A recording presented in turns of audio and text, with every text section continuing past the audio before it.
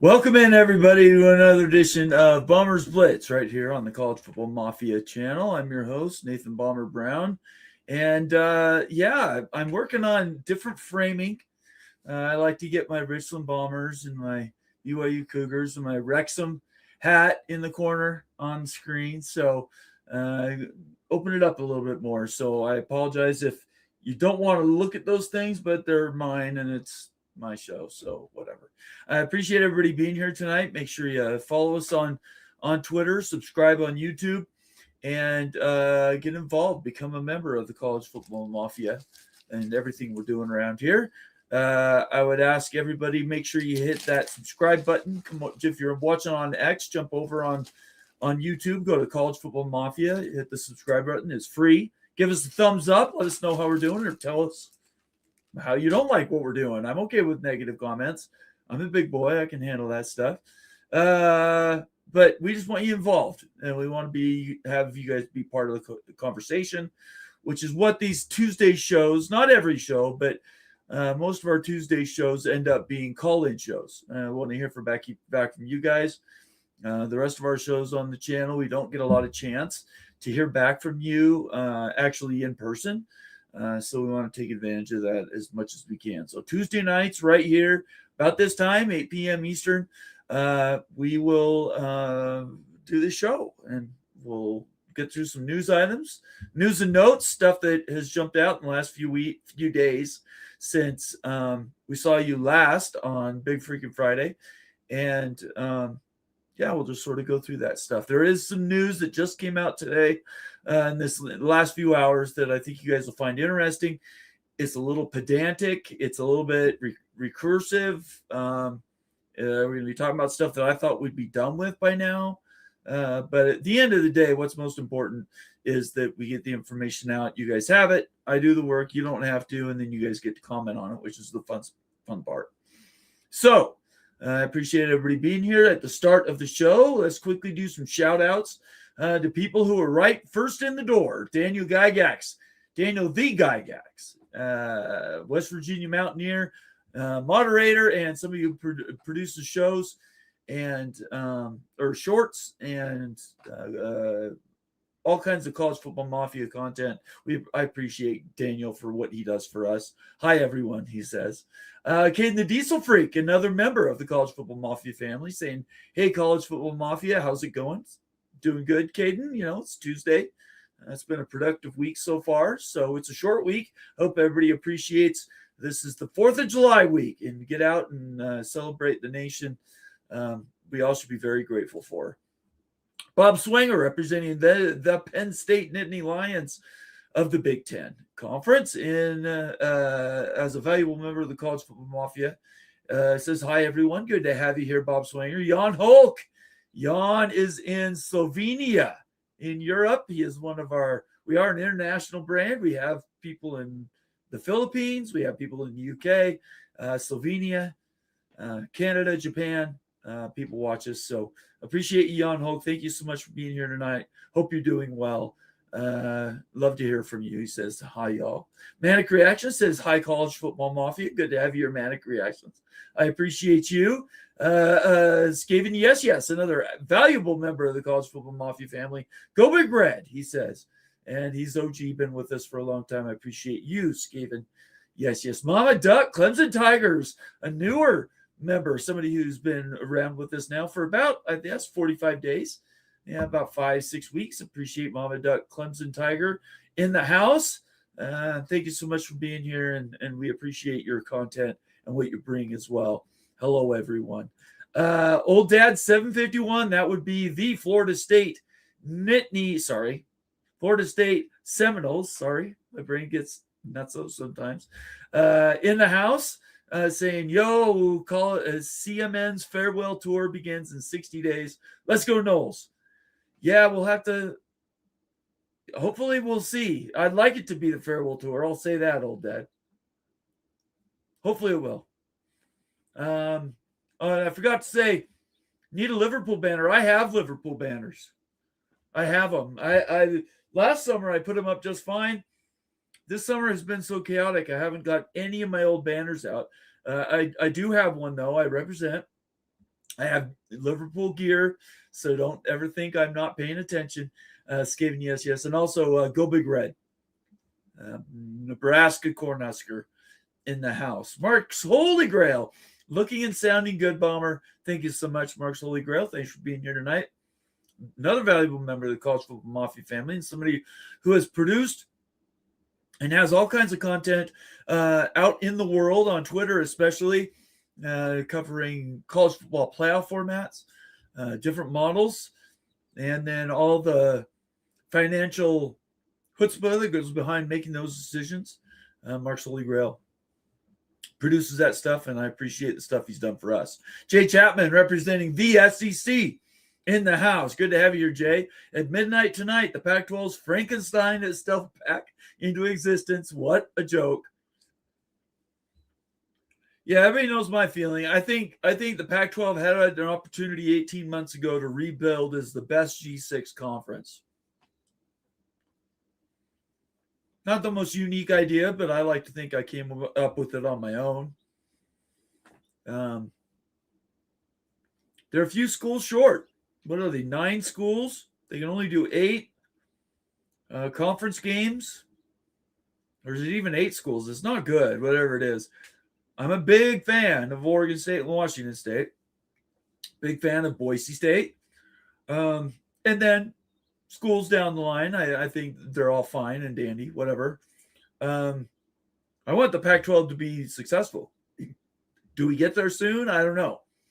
I don't think they can do it until they can claim schools farther east, open up some TV windows, do some other things. Maybe in the next 4 years, they'll be able to earn enough street cred that they can bring in schools like Memphis, Tulane, maybe USF, although all those schools are going to be looking at the ACC on top of some in the Pac-12, I think.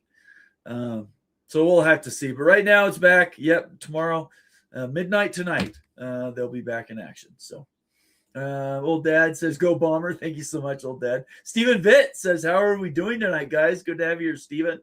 Buckshot Kid, another member of the College Football Mafia family. You know those members of the College Football Mafia family. On top of the special icons next to their names in the comment section, there's also a little icon next to their name on the screen. That little symbol next to Buckshot Kid shows he's a member. If you want to become a member yourself, we have all kinds of member benefits, including special emotes and things in the comment section.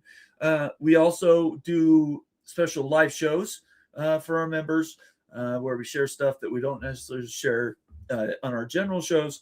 And then we also have live or videos that are just produced for the members to give them information that eventually will make it out to everybody else. But we like to do early peaks, and that's when we do that. MBM, another renewed member of the College Football Mafia family. MBM, Oklahoma State, back in the house. Go Pokes. We'll have to see. Is this the year you're back? Yeah, you'll never walk alone. Liverpool. I still can't sing the song yet, right? If I have the words, even with the words, I struggle with the song. But I'm getting there. I've been working at it for many years and still have a hard time for some reason. Anyway, let's see. Hello, college football fan. Good to have you here. He says, go Utes. Okay, I'll say that. Go Utes. Yeah, we'll leave it at that. Thank you for being here tonight. BYU football. That would be Shonsky. Says, hi, everyone. Good to have you here, Shonsky. And Glenn Hanna, representing the Oregon Ducks, who, again, are going to threaten that national championship. We'll have to see. And I just realized I'm on mute. You guys can't even hear me. Why didn't you say anything? That's hilarious. Nobody told me you couldn't even hear me. Or maybe this microphone was working. I don't know. Well, you can hear me now. So here we go. Everybody screws up. I definitely do that too. Okay, Glenn, thank you very much for letting me know. So my mic on my head didn't turn it off necessarily. So thank you, Daniel. All right, let's get to some news and notes before we get to talk back, call-ins, and everything else. I'm going to start with something that just came out in the last 15 minutes or so, I guess within the last couple hours. Let's bring this up right here. All right. Nope, wrong one. This one. I'll get to the Jeremiah Dickey one. But this came from Adam Schefter. I want to post the link so everybody has access to you. Everybody can see that. Adam Schefter did this post. A memo was sent today to all NFL teams saying that the NFLPA and Brendan Sorsby will not, and they should have put that in capitals, will not be pursuing any further litigation regarding his entry into the NFL. I'm not sure, that wording's weird because the NFLPA, yeah, I don't know. I don't like anything about that. And that instead, Sorsby will focus on his preparation for entry into the 2027 NFL draft. Sorsby will be considered a draft eligible player for 2027. He will not be eligible to sign any NFL player contract until the completion of the 2027 draft. So if nobody drafts him, he's a free agent, and he can take calls and he can go wherever he wants. There is a thought that if they don't think he's going to go in the second or third round, they might just say, "Don't draft me." Not that they can stop him from drafting me, but try to fight for getting that free agent contract and going somewhere and fighting for a position. So we'll have to see. We're all getting tired of the Brendan Sorsby saga. This basically puts the bow on it. So there's that, and then might as well do this too. This is a notice that was put out by Sorsby. I believe this is on Instagram. There's been a lot of news about me out there, and I want to share this statement to make sure things are clear. I accept 100% responsibility for my actions. This is 2 months too late, by the way. I did not have control of my gambling problem, and it took me getting caught for me to realize that. That's how most people make changes. They get caught, to be honest. But anyway, but it was truly the best thing that could have happened to me.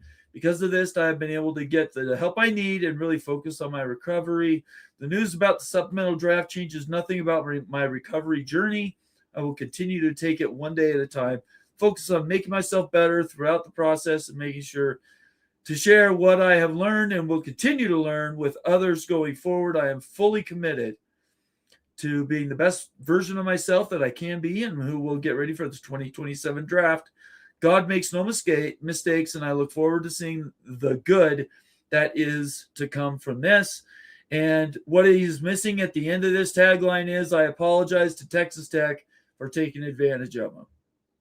I'm not sure why that's not part of this statement, but the Texas Tech community stepped up and really defended him to the nth degree, I would think, and nothing about Texas Tech. So take that for what it's worth, but I think that's kind of crappy. If I was a Texas Tech fan, and we have them watching right now, I'd like to hear your comments about this, because not one statement about Texas Tech support or anything. Texas Tech took major PR hits and has gotten no benefit. So anyway, it's time to turn the page on Sorsby. Texas Tech is going to, that story's still going to continue to churn, but it is what it is for now. And let me do this. I forgot to do my banner. There we go. No, I hit the wrong button. Give me a second. There we go. All right. So anyway, yeah, there's that. Take from it what you will, but that's kind of where that anywhere. That's where it leaves off. Next story, and this is from my friend Rudy. I want to give him credit for sharing this out. I appreciate him doing that. Oh, dang it. Gives me some good articles and whatnot, and I appreciate that. I want to share it. There's the post, so you guys can also go to Rudy and read this article. Notre Dame is potentially in trouble with their media deal. That's a bit of a misleading title, only because be in trouble is, or potentially in trouble, not be in trouble. I put the B in there, but is potentially in trouble. I don't believe that would be the case, but let's jump to the article. Basically, Notre Dame must brace for bring it up. Sorry. Notre Dame must brace for possible disastrous news amid Comcast spinoff plans. NBC Universal shakeup may matter more to Notre Dame football than fans realize. Those are all headlines. But if you dive into the article, you will see that what they're talking about is NBC potentially making massive changes to their sports lineup, maybe dropping some sports, other things like this. two things to remember. Even if Notre Dame, and I don't think NBC would do it, I think NBC will do whatever it takes to get where they need to be. My opinion, obviously. But even if NBC dropped Notre Dame tomorrow or said, we can't do a renewal, like everybody else is asking for new money, NBC said, or Notre Dame says, I want a renewal at an earlier rate. We want to increase our value.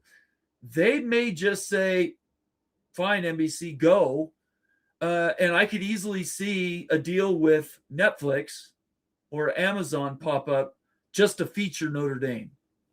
So just because NBC might not be a part of their future, and I still think they will be, but in case they lose that, I think everybody needs to not lose focus and say, oh, that means they're going to immediately join a conference. That's not how I read this at all. I think we figured out that Netflix knows how to make money, and Notre Dame prints money. Amazon Prime has been spoken about many, many times. They're no dummies either. They're already doing stuff with other schools. Notre Dame is at the top of that list. Notre Dame, Michigan, Ohio State, Georgia, Alabama pretty much can write their own ticket if they want to go out on their own. Notre Dame is already out there. So making a change to another broadcaster would not be, I think they actually could make even more money. So there were a couple things I wanted to get into. From the headline, broadcast giant Comcast Monday announcement that it plans to spin off NBC Universal could have a disastrous impact on Notre Dame football in the long run. The division, which might now be up for sale to the highest bidder, or parts of it could include Universal Movie Studio, the European media arm Sky, the streaming service Peacock, and NBC. That's where the Fighting Irish are unfortunately involved. Huge implications in sports media. Anyway. So the main storyline here is everybody needs to understand that all these media deals that are coming up for negotiation, renegotiation, or are going to be basically changed, of all those, if there's any brand that can do its own deal, Notre Dame would be at the top of that list. So it's a good headline, it's a good article, but you just need to keep it in mind. Just because you hear one thing doesn't mean it immediately swaps to something else. There are other plans that Notre Dame could get into that could replace Notre Dame pretty much overnight. That's my opinion on it. Let's get to another one of my favorites. Headline, this is a post from Jeremiah Dickey, who, friend of the show, I've interviewed a couple times, and I'm looking to interview him in July, which should be right around the corner, right? July's coming right up. This post from Jeremiah Dickey, we'll dive into the detail here on it really quick. 138 FBS institutions, 10 conferences. Check me on this. I believe everyone should have equal access. So we got to focus on a few words here. Have equal access. Every conference champ should have access to the CFP. Access does not mean guaranteed position, okay? So each conference champ should have access to the playoff. Jeremiah Dickey's not saying they should have a guaranteed spot. So the Sun Belt Conference, according to Jeremiah Dickey, who, if you don't know who he is, he's the athletic director at Boise State University, not exactly a school that's had every benefit in the world given to them. He's saying maybe not so much, and he's mirroring a lot of the things that I've said for a few years now. I don't like it that some schools have been grandfathered into a system which guarantees access. The reason is not an option is due to the value media rights puts on teams, quote. One of the few things we do well is March Madness. That's basketball, even though they are changing that by adding more teams. Why couldn't it work? This is why every fan base needs to be vocal. Hope is powerful. Those we serve and the impact we have is important. Believe in something bigger than myself. So Jeremiah Dickey is basically saying everybody should be a part of this, but that doesn't mean everybody should be guaranteed a spot. And he also has said in the past that the 138 teams, that's probably not going to be where we're going to end up with if we ended up get to a conference, a football conference, which is just football, it has nothing to do with any other sports. If it's just college football, you could have any number of teams be in there. In my opinion, that probably has to be, well, it's at least 68. That's all the A4. And I do think the G5 needs some, G6 needs some access, whether that is access that says you can qualify for a spot in the playoff. That's what I would say would be the easiest way to go. Or you expand whatever that upper division would be. And let's talk about that for a minute. We can get to this later in the show when I'm taking your calls. But how many teams do you guys think would be optimum to just put in one league, break into regional divisions, and go play football? 68's all the A4 teams. You can make something work at 68. If you go to 72, that's just 4 more teams. You could immediately include Notre Dame, and then you'd have 3 more spots. You could go to 80 if you went to 80 teams. Sorry, 72. Let me say one more thing about 72. 72 is 2/3, almost 2/3 of all the schools that are in all of FBS. 80 teams would put you well over that margin. So if you could get to 80 teams, now you are pretty much antitrust proof in Congress. You're including most of the United States in that media deal with schools that are participating, and a lot of these problems would go away. That's what I would like to see. I would like to see a 72 to 80 team upper division, new governance, and all they do is play football league. And if you do that, then you can make yourself sort of insulated from some of these charges that we're getting from the outside for people trying to get in. You could go to 72 and then have 8 spots that are open that you could qualify to. There's all kinds of ways you can be imaginative about it. Jeremiah Dickey's basically saying, we need to do it now. And if you want to be involved, if you're a fan of Tulane, Eastern Carolina, Memphis, Washington State, Oregon State, if you're a fan of these schools, you need to stand up now. Now's the time to be vocal. Go to your congressman, go to your senators, say, we do not want to be left out, but there should be a minimum commitment. There should be a minimum commitment and a minimum amount of participation that you can put in. How you measure that? All kinds of ways you could do it. You could do it by how much you're actually funding your football program. Does it meet a minimum of $20 million that you're giving? Does it meet a minimum of your operating budget? It has to be X $100 million, whatever those numbers are. We can come up with systems. We are a smart enough country to build something around a playoff system that would include a majority of the teams that are participating in all of college football. And in that majority, you have a super majority of teams that are the most watched. I think it's the easiest way to do it, but I don't know. We'll probably continue to blunder around in the dark like we have for so many years because nobody wants to stop and actually build it right. And one last news item, and then we'll continue to get to your news and comments. By the way, I forgot to reinforce, if you want your comment to be read tonight, you can make it a super chat. You can become a new member. I guarantee read all super chats. I defer to member chats. All super chats. The dollar bill next to the comments window. All I have to do is click the dollar bill, lights it right up, gives you options, and I read all those super chats. There are also legacy member chats. You can go in and do your profile member chat in that window as well. If you've been a member of the College Football Mafia for more than a month, you get at least one comment a month. So, all right, one more thing I want to get to, and then we will get to your comments and questions, and I will then start taking calls because I've been a half hour in, and I want to spend more time listening to you guys reading your comments than doing anything on my own here. So, one more news item. This comes from somebody who I've gotten to know a little bit. I'm hoping to do a show with.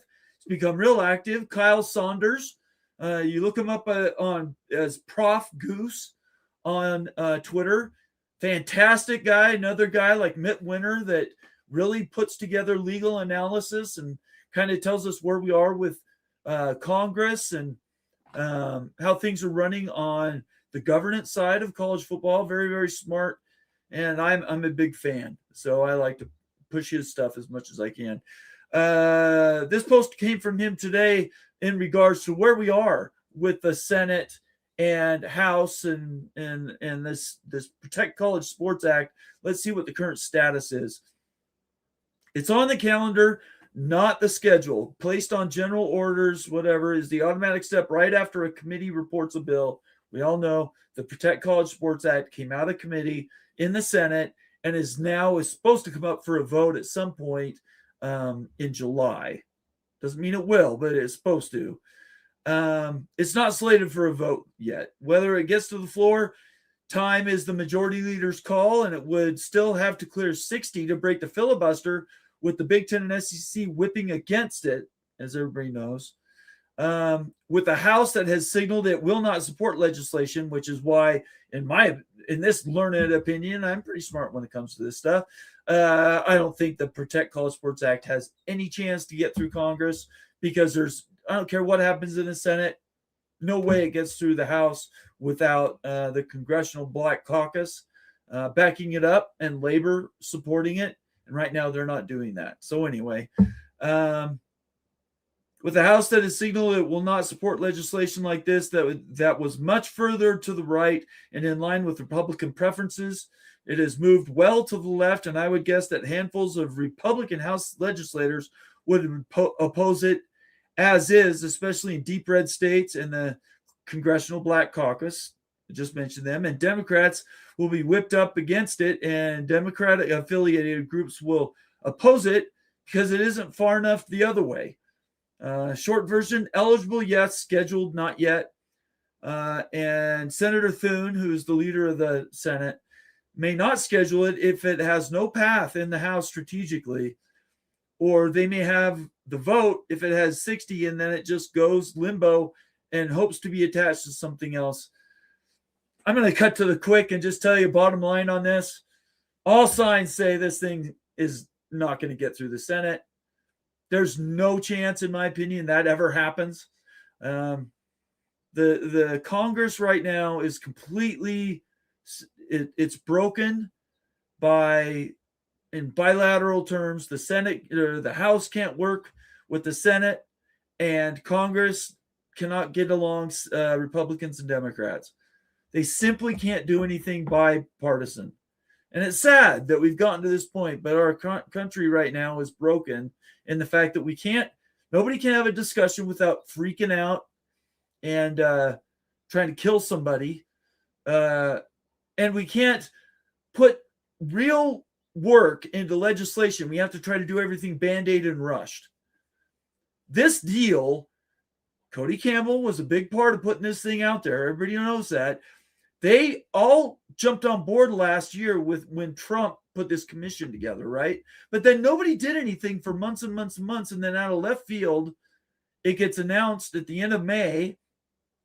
Brendan Sorsby jumps up, and all of a sudden everybody's freaking out about the gambling stuff. So Brendan Sorsby's lift goes on to the Protect College Sports Act. Everybody focuses on it for 3 weeks. You have all these rumors, which, nah. I saw, yep, I am Karnak. I saw through all of it. It was all just to make people feel good, in my opinion. They got their opinions out. A lot of people got energy up about realignment's coming. It's rushed. We have to do this quick, or else, they're going to slam the door on us and all this other stuff. And if you watched me long enough on this show, you know that I just sort of shake my head because really, what are we doing here? So the Protect College Sports Act right now is, again, probably going to die. This Congress simply doesn't have the legs to push this thing over the line, in my opinion. So you guys can continue to track that. I certainly will. Every week I'll continue to give you updates on where we're at. But right now, it's on the calendar, but it hasn't been scheduled for a vote. And I agree with what Kyle Saunders says here. It may never get to the vote if they find out it simply has no path to passage in the House. So that's the last article I have. One other headline that I will get to as we open up topics and whatnot, as we get into the show a little bit later. I'd like to talk about whether you guys think more consolidation realignment is coming or not. I'd like to hear your opinions on whether you think who those schools could be or not. I'm going to tell you right now, around here when I'm driving, 20 teams to a conference is the max. So there's a lot of people that come in and they have ideas. They'll go to 22 or 24. All those have value. Everybody here who's watching, who's going to watch in the future, you all have value. Your opinions matter. I will just let you know, laying the groundwork, that my premise is no conference will go past 20 minus an addition of Notre Dame +1. So if Notre Dame joins a conference, there is a possibility where you could go, let's just say they join the Big Ten. They could bring 1 or they could bring 3. I don't think they bring 3. I think Notre Dame would just bring 1, but I can see a future where they would bring an extra or 2, because Notre Dame brings that amount of value. And why will they never go past 20? And why would this long list of realignment candidates be very, very small, in my opinion, is there's not enough media money to justify adding brands to the Big Ten and the SEC, unless right today they value at 80 million plus in media value every single year.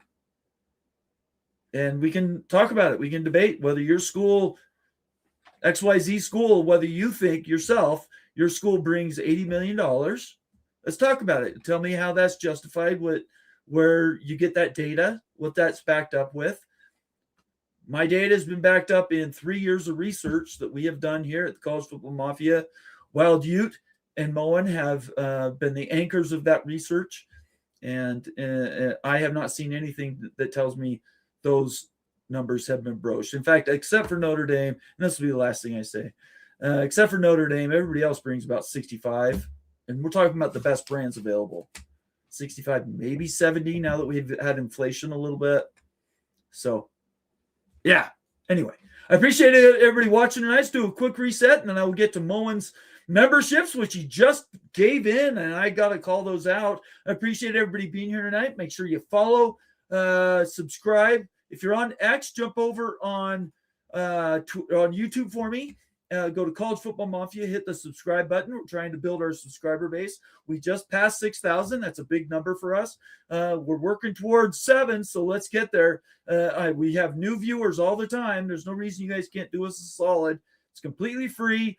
Jump over on to YouTube, College Football Mafia, and hit the subscribe button, and then consider becoming a member of the College Football Mafia family. All right, so we did have Moen just dropped banger. And wait a second, I'm not prepared. Oh, Bulldog Mississippi's going to be mad at me. I'm not prepared. All right, here we go. We got it. 5 new memberships right here tonight from the Moen After Dark partner at the College Football Mafia with Wild Ute. We got a lot of work done, and I appreciate him being here tonight. Let's see who actually got those memberships. Let's call these guys out right away if I can get to. There we go. All right, Steve O'Rollo, West Virginia Wildman, King Season, Noel Blooded, and Ken Stromness. You have all received new memberships to the College Football Mafia family. Please thank Moen After Dark in the comments section. Just say, shout out Moen, thanks. In some way, let him know that you appreciate his free gift. They cost money, so anything that you receive for free, make sure you thank the person who gave it to you, and then consider paying it forward and giving somebody else a membership. You got something for free, somebody else can get something for free, and karma's real. I believe in karma, and good things come to those who sacrifice and yeah, so appreciate you, Moan. Thank you so much for that 5 new memberships, and I hope everybody appreciates those. You do have member benefits. You have special emotes, special things you can put next to your name if you stick around long enough. Other things you can do, special like what are they? Special like well, I'll just say emotes. I'm not even sure what else. Moan knows how to describe that, but those all come with membership, and then you have access to all the member videos and specials that we do around here. We do a bunch every month, and yeah, you guys get those things. So I appreciate Moen doing that and being very unselfish tonight, and hopefully we'll see more of those as we go through the show. Thank you so much, Moen. All right, let me get back to comments. I am going to drive. All right. I did it without screwing anything up. All right. I'm going to turn on our comments that have phone numbers. Where the hell is that? Right here. Here we go. Right there. We're going to open up the phone lines right now. 801-899-6203. 801-899-6203. Call in right now. I'll take your call. And in the meantime, I will work through these comments that you guys have been. Remember, if you do a super chat, I read all those and I defer to member comments as I go through them. Or you can call in. Phone number's right there. 801-899-6203. 801-899-6203. Matthew Kip checking in. Good to see you, Matthew. Appreciate you being here tonight. Hi, everyone from Salt Lake City. Go Utes. I love fans of schools. Doesn't matter what the school is. I appreciate the fans being here. Thank you so much, Matthew. I've seen you before. I appreciate you. Bulldog Mississippi, who, by the way, gave me this belt.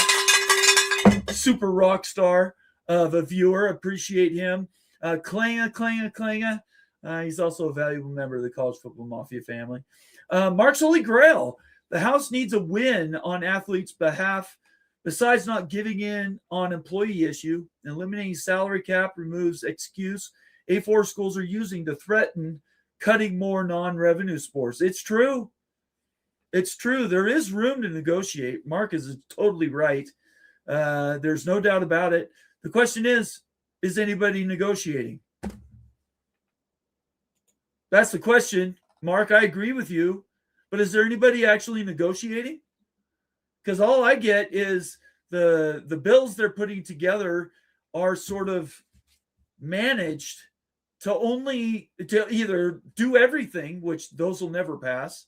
The Protect College Sports Act, the SCORE Act, were either too narrow or too broad, in my opinion.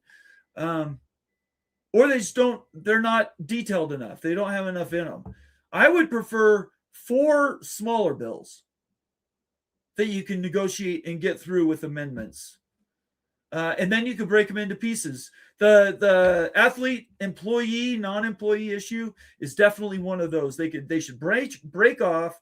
They should get together with the unions and with the NFL, the MLB, NBA, work to see how they did theirs, and then negotiate with college sports. And unfortunately, the reason that's not happening is that who are you going to negotiate with right now? There's no national body to negotiate with, right? The only people to negotiate with right this second are conferences, and they still haven't formalized those things. So something needs to be worked out. Something needs to change. But I agree with you, Mark. I would prefer we get more detailed, more granular on smaller bills instead of these hodgepodge just cover everything and hope and pray that you can get it through and hoodwink enough people to make it pass. Anyway, thank you so much. I appreciate seeing you, Mark. And we'll have to do another video, Mark, in the near future. 801-899-6203. Phone lines are open. Please join and let me know what you're thinking tonight. We have 5 new memberships. Mama Duck Clemson Tigers received a new membership. Tracy FSU, Justin Lucas, Creighton Rabs, and Cal Bears. Great.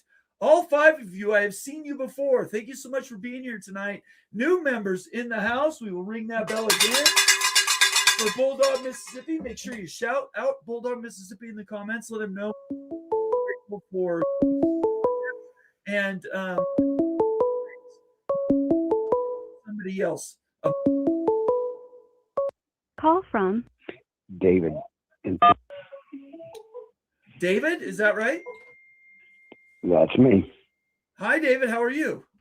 I'm good. How you doing, brother? I'm doing good. What's on your mind tonight? Oh man, I'm just the whole College Sports Act thing is beyond ridiculous, brother. Yeah, it is. Yeah, I agree with you. There's only so many schools that are going to bring a profit margin in a conference, and I believe half of 138 is 69. So remember last week I called you and I told you they could probably do like 32 to 34. Yeah. And the 30, if you did 34, I'd put you at 68 teams, and that's just about half of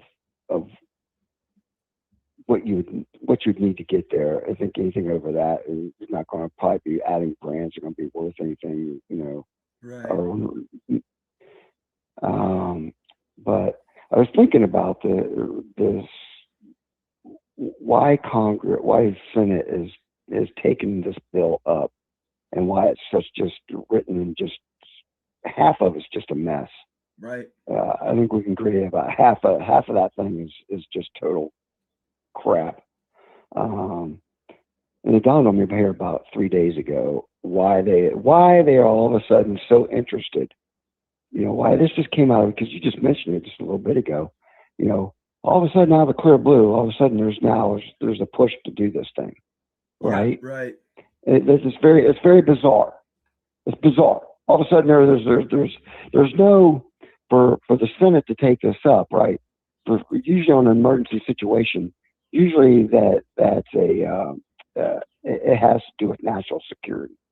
Is when you see something like that come out of the blue, kind of out of nowhere, and all of a sudden they're onto something, right? Well, this doesn't have anything to do with national security. But what it does have to do with, now, this is going to go a little bit political, but I'm going to keep away from, left-right paradigm. Yeah, it's no problem. Okay. The reason why the Senate is bringing this up, and this thing is just half of it's just a mangled mess, is like I said last week. They're not serious about it. The NCAA and Congress is basically told you we're not interested in governing college football. Right. That's what they're telling you. And the reason why the Senate has taken this thing up all of a sudden is because they don't want. There's something else that they don't want to vote on, and this gives them an excuse not to do it, because now they can waste out the rest of the year on this and not do their jobs. Right. Right. True. President Trump for months has been asking for the Save America Act, and John Thune has done nothing but ignore his request, and that's exactly why they brought this bill. College football, you're being used. I agree with you. You're being used by both sides of the aisle. Yes. By both sides of the aisle. If this is it's a bipartisan bill, is it not? You're being used by both sides, and you're going to get nothing. You're going to get nothing but the shaft. That's what you're going to get. Should they pass this thing as it is? I don't think so. There's too much that I dislike about it. There are a few things I like, but I wouldn't pass it. No. Exactly. It doesn't make any sense. It makes no sense why you would put stuff in there that's blatantly, obviously just unconstitutional, and singling. It just doesn't just single out the Big Ten and the SEC. It doesn't allow for teams to move to another conference that want to move to another conference. I went over this last week. Look, man, the ACC and the Big 12 can't survive on the money that is. That's right. Money they can't survive on that kind of money. Yes. That's not even $30 million a year. Dude, you're talking about rosters that are over $40 million now. Yeah, no, you're right. Yeah. That's true. And I'm a Buckeye fan, and honestly, I think that's too much. It really is. If we're going to keep this thing fair, so a Boise State can possibly, try to make a run at something, you're going to have to bring that. I think it probably is closer to. Now I realize that's for all the sports, which really, honestly, if you just think about it, that's not enough for all the sports, even for smaller schools that don't have a ton of sports. Yeah. Ohio State has 36 sports. Even too many, whether it's too many or not, whatever. Right. It's the Ross Bjork just came out a few days ago and said that in a couple of years, Ohio State's budget is going to be $500 million a year. Yeah, I saw that too. They're already at $250 million. In a few years, you're going to be at $500 million. They got to get and the only way Congress isn't going to get a handle on this. The only way for it to do is to get the big heads together and come together and say, you know what, we can fix this. We don't need, look what the Big 12 did with the Sorsby situation. You know what, when they want to do, just like Congress, if they want to do something, they'll get it done. Yes, they will. If they want to get something done, they'll get it done in 24 hours. They'll have it done before the end of the week if they want to get it done. That's true. I agree with you. Yeah. I've seen it done multiple times. I'm 57 years old. I've seen it multiple times throughout my life. If they want to get something done, they'll get it done in a week easily. Yep. But this thing is meant to be a disaster because they don't care. They don't want anything to do with it. Okay. The NCAA doesn't want us to wipe their hands clean of college football. They don't want anything to do with it because they'd rather beat up on Memphis women's softball, because they tutored some of the basketball players and made $400. So we'd rather take 10 years of their games and wreck their doggone softball program for the next 10 years. You know what I'm saying? Yes. Then deal with college football. Yeah. And so they can just continue being bullies, and they can't bully a lot of, Michigan Michigan pulled their punk card. Michigan pulled their punk cards. Like, we're going to blatantly cheat, and there's nothing you're going to do about it. If you do, we're going to sue you. Yeah. We're going to sue you. Pretty much. And nobody said anything. And they cut their tail and ran. Brutal. They took their tail. They didn't even take those wins away. No, when Ohio State lost wins over flipping tattoos. Yeah, the corruption at the top of college football, and I use that word very on purpose. I believe it is corrupt. It's a monopoly, and they can do whatever they want. It really doesn't have to do. Believe me, if those same allegations had happened at a BYU or a Utah or an Oklahoma State, they would have put them to the stake. I'm telling you right now, the fact that it was a blue blood and the school that has the most wins in college football history, whatever. They only got the most wins because they cheated for 3 years. Okay, let's remember that. Right. I'd love to hear that from an Ohio State fan. That's fantastic. All right, David, I appreciate you calling in. This is great. You have to call me every week. Hey, I do have one question. I have a BYE question. Okay. And I didn't notice this until maybe a couple of months ago. Okay. And it's because of your hat. Okay. Because it's the Y on the BYU, right? I know why that stands for. But I noticed something here a couple of months ago. I'm like, I never noticed that. The arm on the one is wider than the other arm. Why is that? Yeah, it is. Let me take my hat off. Hang on. So you can see. Where is it? Right there. It is. It's thicker. Yeah, that's right. It is. So I was just wondering why. That was. I'm like, that's got to be on purpose. It's actually, and if you look at it in detail, I have to put it back on because my hair's now messed up. But if you look at it in detail, it's also curved. So it follows. For one thing, they wanted to make it different from Yale, right? Yale is the original Y, and it's block letter. So this is curved on purpose. And I think there is a distinction with this. What is it on this side? I guess it would be the left arm, but I don't know what that is. I can't tell you. But I have always noticed it since I was a small kid. Okay, I was just wondering. I don't know if we're gonna find somebody that can explain why that's I tell you like what, that. Because now it's bugging me. It's like, oh my gosh, I made all these years watching BYU football, and I never noticed that before. Yeah, I'll have to try to find out. There's probably some big, back end story on it, but yeah.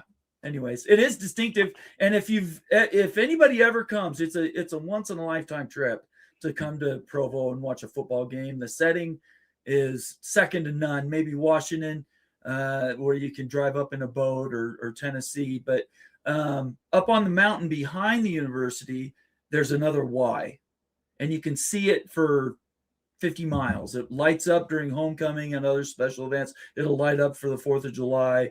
They do special things up there. So, yeah, if you ever get a chance, if BYU is playing your team, I would recommend you come to the game. You will have the best road experience you will have in your entire life. And if you don't, you can come to my house and complain, and I'll give you some money.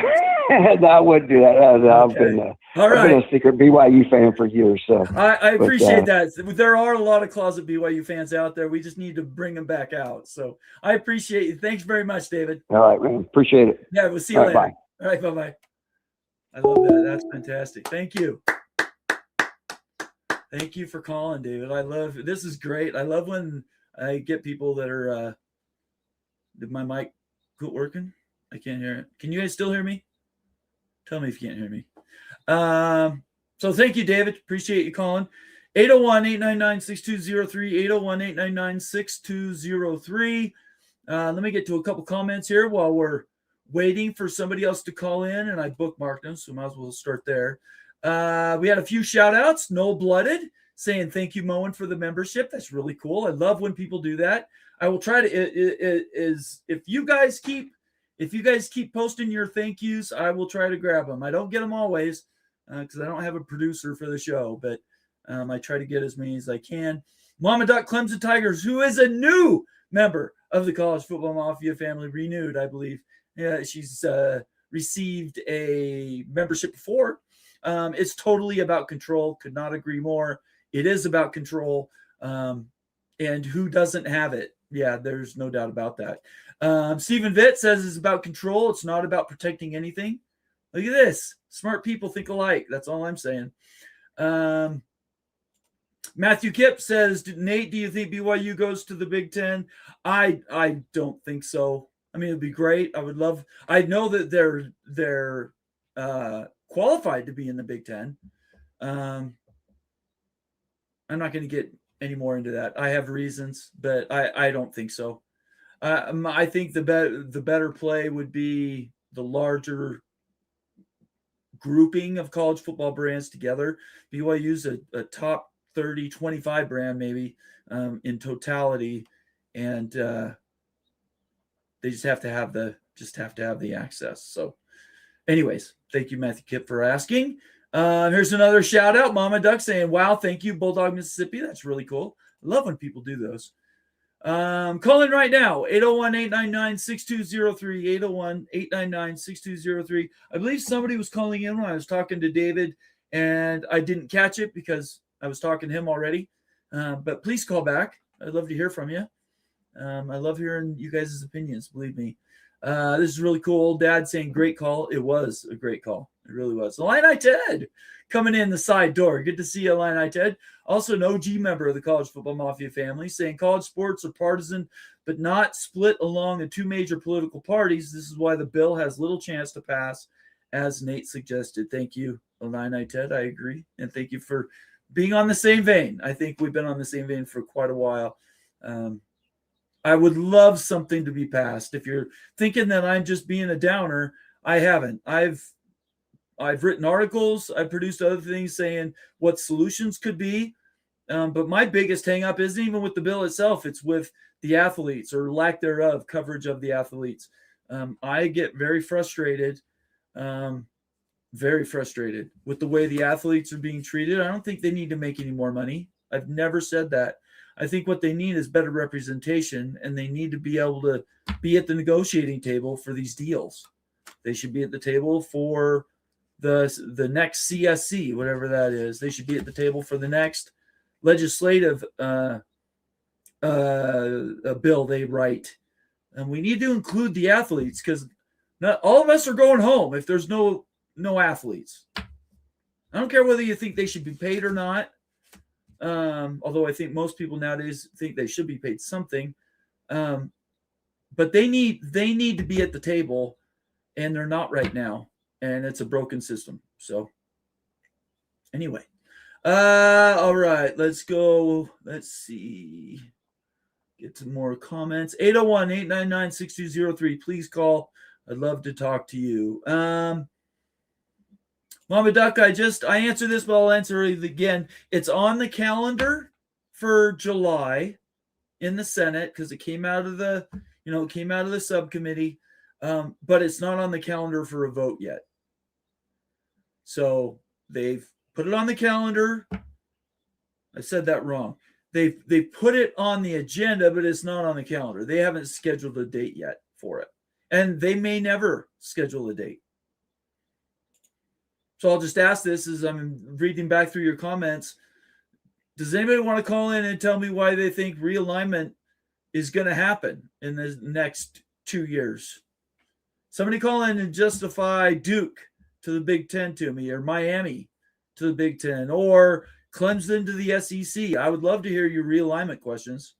In fact, I'm going to change this banner. Give me 1 second. This is live TV. Give me a second here. Keep coming with your questions. I'm just wanting to get this. What is the next stage of realignment? Which I don't call it realignment. I call it consolidation. There we go. Put that up so people can see it. 801-899-6203. 801-899-6203. Call from Moen. Moen after dark, the brother of another mother. How we doing, man? Doing okay. You wanted somebody to call and explain why you might have realignment before the next 2 years? Tell me. Okay. North Carolina. If North Carolina decides it's time to move after the PCSA, you're going to have more realignment. Meaning PCSA doesn't pass, but North Carolina moves after? I think PCSA gets scheduled for a vote. Okay. In the Senate, you're saying? In the Senate, correct. Okay. And how does North Carolina move? In what way? I think they would have to decide which way they were going. Okay. But you think they go? I think there's people in the Big Ten who still have hope for UNC, and there's, obviously SEC has valued UNC as their top target throughout this whole realignment saga. Right. If Notre Dame decides, hey, it's time, or excuse me, if North Carolina decides, hey, it's time, and they can extricate themselves from the backpack, or they take the backpack with them. Right. It's all going to come down to North Carolina. If North Carolina wants to move, North Carolina can move at that time. So we all know around here, we all know that invites don't just hang out there. The only one that's got one of those is Notre Dame. But you think they've got a tip of the hat from both the Big Ten and the SEC that if they want to make the commitment to move, whether, that's a quarter share or whatever those negotiations are, you think that choice would be up to them? I ultimately think it does fall on North Carolina because, like I said, they're the top candidate for the Big Ten and the SEC outside of Notre Dame. Okay. Obviously, Notre Dame is Notre Dame. Yeah. But they're the top candidate. If they have a meeting after the Senate schedules a vote, if John Thune schedules a vote, their Board of Regents meet, and if they call for a meeting with the Board of Governors, who actually controls the entire North Carolina system, right? That's going to signal to me and probably a lot of other people that they're trying to extricate themselves from North Carolina State. And if they're trying to extricate themselves from North Carolina State, they're trying to move. Yeah, I guess the one thing, and it's so funny, if you're new around here, the backpack is North Carolina State for North Carolina. There is a disparity between what media valuations would be for these two schools, but there is the ability that they could move together, or as Moen's saying, they might be separated. How, from and you correct me if I'm wrong, because you've been in the North Carolina thing more recent than I have. I thought North Carolina State had a dominant position in the legislature and at the board of whatever they have. They have a board of trustees. They do, but I mean, it's a situation. I'm not saying how the board of governors is going to go. Right. The board of governors may come back and say, no, you're taking North Carolina State with you, or you're paying them some kind of alimony similar to what Cal got from UCLA. Right. But I mean, the fact that they would even ask. I think that's fair. Yeah, that's fair. Yeah. Why would they ask 2 years in advance? Planning. So I think I don't know. Well, I could see planning, but they could also kick it down the road and try and get more grassroots support in the Senate and legislature of North Carolina. That's true. Before doing that. But I think and I know it's an if, this is speculation, if they do schedule a Board of Regents vote shortly after Thune schedules a vote, and they ask for a Board of Governors meeting, I think there's a high probability that North Carolina would move as quickly as they could, because I think North Carolina just wants the issue settled. Fair. I mean, I would want it settled too if I was in their position. I completely understand that feeling. We have heard for a long time both the SEC and the Big Ten would like to have North Carolina. I just don't know how those negotiations happen until they actually say, okay, we're coming. Maybe they do it. We just don't know about it in the back end, but those two conferences handle their money and their media evaluations differently. So it would be right. Yeah, no, you're absolutely right. Basically SEC only has ESPN to deal with. The Big Ten has to deal with, or preferably deal with, CBS and Fox and NBC as equals. Right. But, CBS and NBC actually did not pay for the last expansion. That was entirely compromised by Fox Media. Right. Yeah, that was fascinating information when you revealed that. It is interesting that they didn't pony up at all. But at the same time, Fox didn't pony up for the Four Corners schools to come to the Big 12 either. So very true. Yeah, it's happened before. Yeah, and the interesting thing is, no, I don't think any network has benefited more from the Four Corners schools than NBC. They've had some fantastic games from those West Coast teams on their broadcasts. So, but it's like Greg said, right now for them to negotiate, the partners would want an extension, which the Big Ten would like to avoid as much as possible. Yeah, I think it is too early. I completely agree with that sentiment. I also think that the NFL has to be settled. I don't think money is going to be talked about until the NFL's settled. I don't know. And this is where the Duke thing comes in, and we talked about it with Rock on Sunday. I think if Duke comes in and says, we'll self-fund to come in, and we may even kick you guys a few dollars, and Duke certainly has the money and the boosters to do it. Right.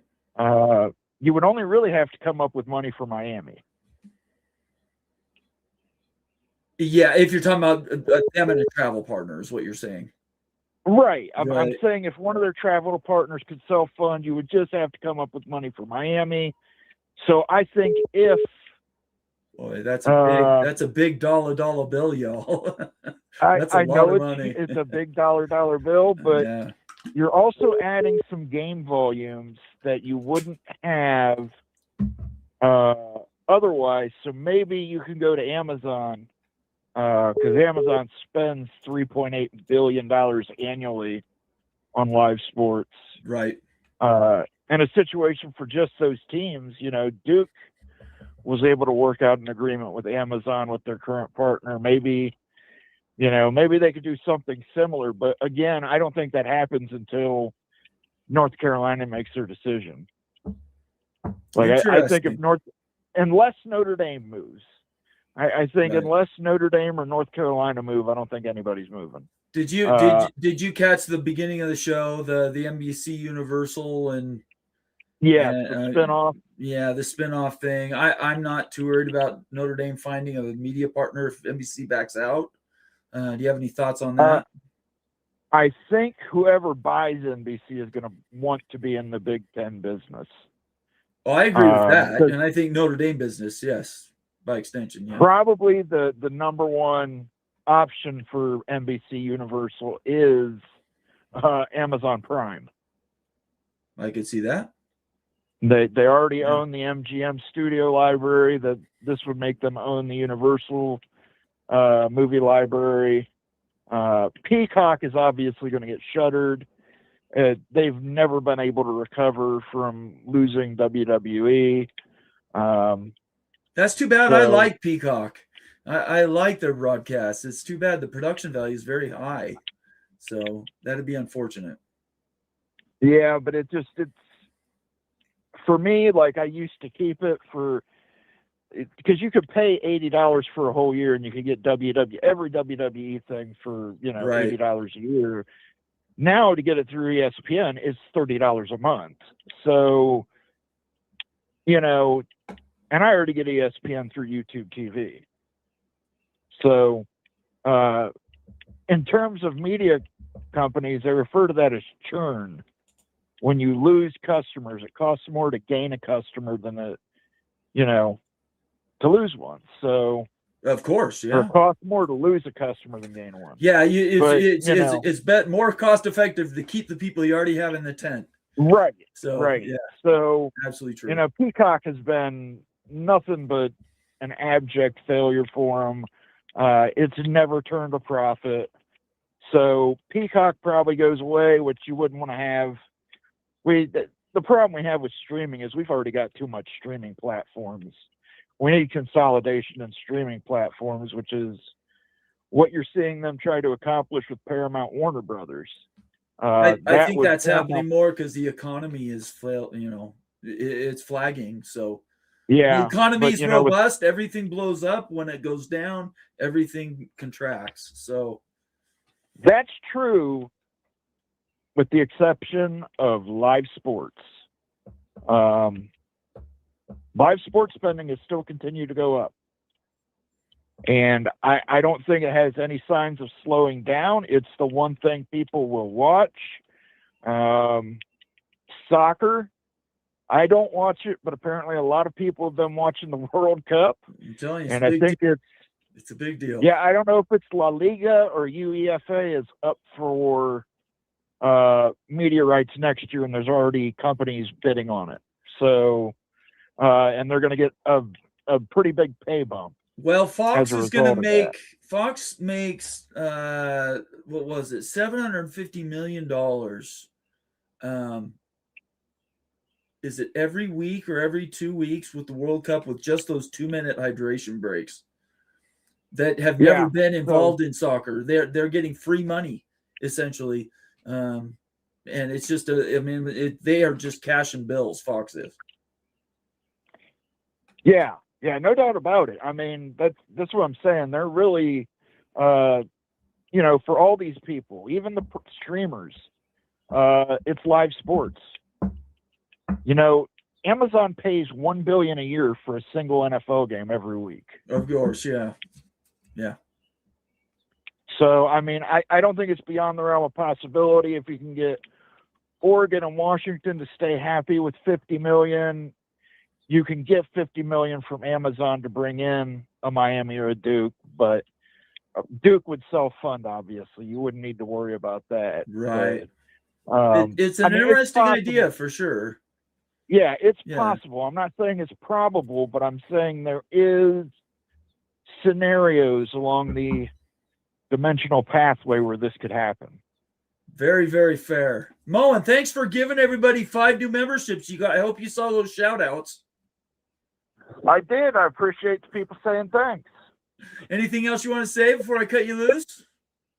Nope. Just have a great show, Nate. I'll keep listening. I appreciate you, Moen. Thank you so much. He is Moen After Dark on Twitter, and he helps us drive at the College Football Mafia right here. And fantastic partner, friend, and somebody that I really appreciate building this thing with. We've done a lot up to now. We're just on the first step of building this channel up. So I appreciate all the hard work Moen puts in. And obviously Wild Ute as well, who isn't here tonight. So there were a couple people that called in that interim while I was talking to Moen. So please feel free to call in right now, 801-899-6203. 801-899-6203. I'll answer your call. And here's another one. Call from Edward the Auburn Tiger. Edward the Auburn Tiger. I have not talked to you in forever. How you doing, man? Man, I am doing fantastic. How are you doing, Bummer? I'm doing well. I've missed you. Well, listen, I want to commend you and the Mafia team, man, for just continuously grinding, keeping us informed with the college football pulse. I have been a long-time listener, and I haven't called frequently, but I just want to commend you guys on the job you guys done, and very, very proud of the work y'all accomplished, man. Oh, my gosh. This always makes me want to cry. You guys always do this to me. Thank you so much. That means so much to me, and I just repeat this every time whenever anybody says that or says a comment like that. I started this channel to meet new people, and you guys are an extension of my family. So I take these things to heart, really. And so I appreciate you but you've been with us almost since the first year you started watching us. And we don't have a lot of SEC viewers, still not yet. We're getting there. So I've always felt very, very grateful that you have been with a bunch of others that have been following us and tracking. And I'm very grateful for what you've done for us that you help us keep going, man. Well, like I said, I discovered you guys through the PATC family, right? And we all kind of like this part of this big family, and so I've just really just admired the work, the competitiveness that you guys show between you and the Ute and Lowen, and we do. I mean, it has been entertaining. It has been entertaining, but very thought provoking and very keeping us like I said, involved with college football and knowing what's going on. And so we really, really appreciate that. So now I am calling from a, peek around the corner mindset. All right. That's Greg, he's the OG, and we've been getting all the information from him. So, he is, so that's the perspective I'm going to be coming from. Okay. And so just with everything that's been said here, Bomber, if you can remember, you have Clemson, you have Florida State that has, they've taken the ACC to court, trying to get an exit ramp to their new destination, and I think 2 or 3 years they're in this court battle, and all of a sudden, out of nowhere, steps in ESPN. Yeah. To really everybody's amazement. And they step in and they coordinate this deal where that we know now that, as the years go, the exit fee goes down, but would also allow these teams to negotiate with newcomers and how to get out of the ACC. Right. We all know that ESPN is in the college football business. They have been lords over the industry for a long time. They control all of the inventory, or most of it outside the Big Ten, maybe a few other entities. But they're in this business. They're in this business to make money. So they're not going to do anything that's not going to benefit them, that's not going to affect their bottom line. So you have to believe that when ESPN made this deal as a, you know, as a with with the teams and the ACC, Right. you got to believe they had a plan in mind. I agree. And so I believe the plan was that when they made this deal, they communicated this with the SEC, they communicated this with the ACC because they basically run both of them, or you know they that's who their proxies are. Right. And so they formulated what I call a controlled demolition, okay, which is what I believe is playing out now. I believe with those agreements began a future plan in which we're seeing today that's been alluded to by the gentleman with Yahoo. I forgot what's his name? The writer. He does a great job. Ross Dellinger? Yeah, Ross Dellinger. Okay. Greg Flugar said on 2 occasions he's alluded that the ESPN and SEC is going to be very, very, very soon in new media negotiations. And he said that twice. It's been echoed by Greg Flugar. And so with that, and I believe those talks was initiated, and maybe even beforehand when they initiated this controlled demolition plan with the ACC. Right. So fast forward. So now you have this bill that's come out of nowhere. It seemed to have to be accelerating everything. So talks that everyone had, Big Ten, SEC, and realignment, that was probably supposed to take place 2-3 years from now with their media partners almost being forced to be accelerated here. Right. And so I'm watching Greg's show. He comes up with the Florida State money purge, which I'm sure you're familiar with him. Yep. Because you watch his show as well. And so what I found to be a fascinating peek into the industry. And this guy has been accurate, just like Greg Flugar have been, concerning all the realignment probably within the last 10, 15 years. They've been very, very accurate. So this gentleman said that, number one, there between Florida State and North Carolina, there are plenty of talks and I guess underlying negotiations between them concerning the SEC, between their subsidiaries. And so he also said that further into the letter that he wrote to Greg, that just making a long story short, he said that it came out among schools that, number one, when this bill date was established, that there will be several schools throughout the ACC that will be initiating meetings concerning future realignment, which I thought was fascinating. And then he began to name these schools. The gentleman in the letter named the schools. He named Florida State. He named Virginia Tech. He named Clemson, and he named North Carolina. Okay, so by him naming them and saying that when this bill date is scheduled, that they're going to go into motion, that reveals to me that there has been a plan, there has been talks. Now we know, like, once again, the guy from Yahoo said that they will be entering into early negotiation, which means everyone already probably knows what monies are going to be available. ESPN prepared for this, SEC's prepared for this, and really the ACC's prepared for this. We know there's dollar figures because we see the exit fees that they have year by year.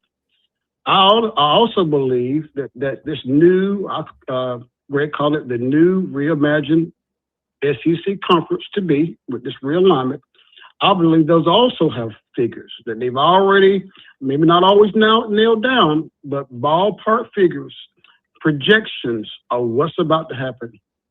Okay, and we already know about the bill, you know, the deadline, what can be done if this bill passes, how it's going to hinder the Big Ten, hinder the SEC.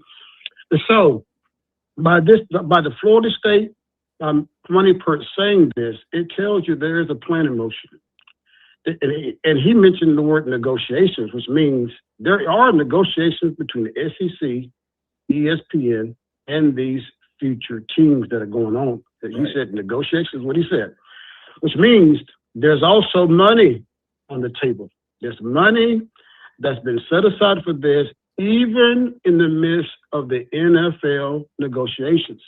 Okay. And we also know there's going to be big money because based on another program that Greg Fluger had, he said that the former CEO of Paramount came out and said that the SEC was the second sports entity to the NFL, even more valuable than the NBA. And so this is on the table. And so just look at this, Bomber. All right, they come up with this date. All right. This plan that's been presented by the Florida State Money Perch goes in action. It's going to force the Big Ten's hand. They don't want to do this right now, based on what you just put out today about the NBC and the factors concerning Fox. Nobody's ready for this bill on their side. Yeah. And I believe by default, because of a plan that was originally by ESPN, SEC, that was probably originally scheduled for 2 years down the road, because of the groundwork already being laid, they are prepared for this moment. Because I'm going to tell you, I'm an SEC man. I live down here in the SEC country. Yeah. And when the SEC tells everybody that they're going to break away, they're not playing. This has been planned. This has been planned for years. Okay, it ain't just come out of a cabbage truck. It's not just something that's come up with an idea.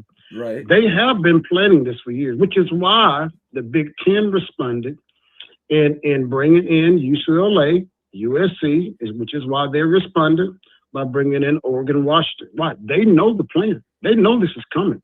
It is coming. Okay, so the SEC has a tremendous appetite to do this, what Greg calls the quick strike, this quick strike deal, because they're prepared.